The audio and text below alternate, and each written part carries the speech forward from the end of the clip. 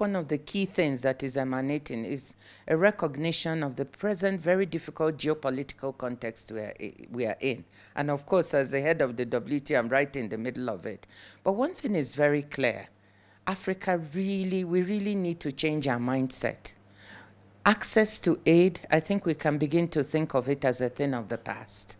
We really have to focus on two things: attracting investment and mobilizing our own domestic resources. And I think that is a theme that is running through almost all the meetings here at the AU. I think African leaders are recognizing that this is a challenge, but we can also see it as an opportunity. And again, I'm glad to say that it's emerging that, look, this could be looked at as an opportunity. This morning, we had a session with the Multilateral Development Bank Association of Africa itself, along with President Mahama. One of the things we talked about is how do we better mobilize our own resources on the continent to invest in ourselves? I pointed out that we have about $250 billion worth of pension funds resources on the continent, which we need to find a way to tap.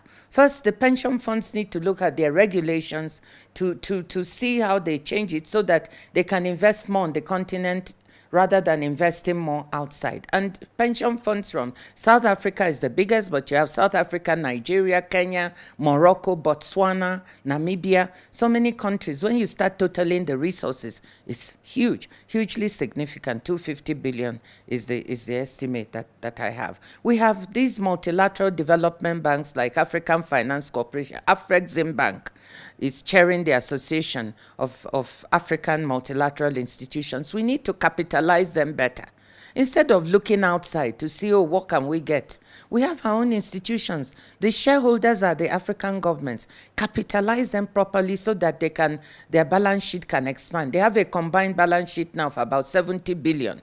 But if you look at the $70 billion, but if you look at the needs we have for infrastructure alone, up to more than 200 billion a year, you can see that we need to expand the balance sheets of these organizations. We have more than 84 national development banks and financial institutions, quite apart from the multilateral.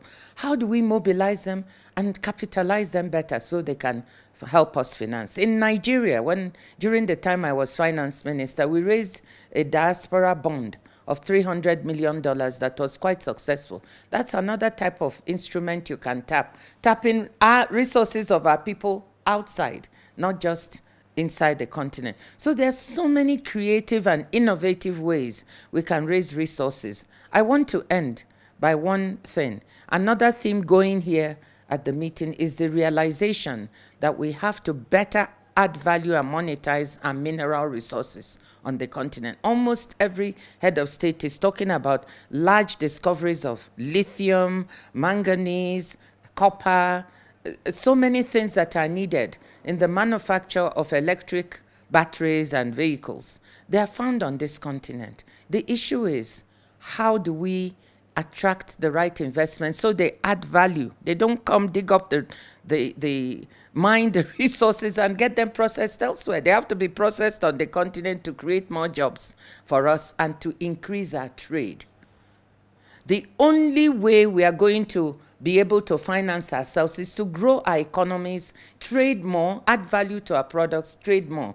And at the WTO, we're trying to see what are those barriers that are preventing us. Sometimes when we add value, we can't export it the way we want. What are those barriers? And we have a unique opportunity at our 14th ministerial next year, which will be in Cameroon, for Africa to articulate those barriers and for us at the WTO to work hard to make sure that we lower them so we can have a better percentage of world trade and a better percentage of intra-Africa trade.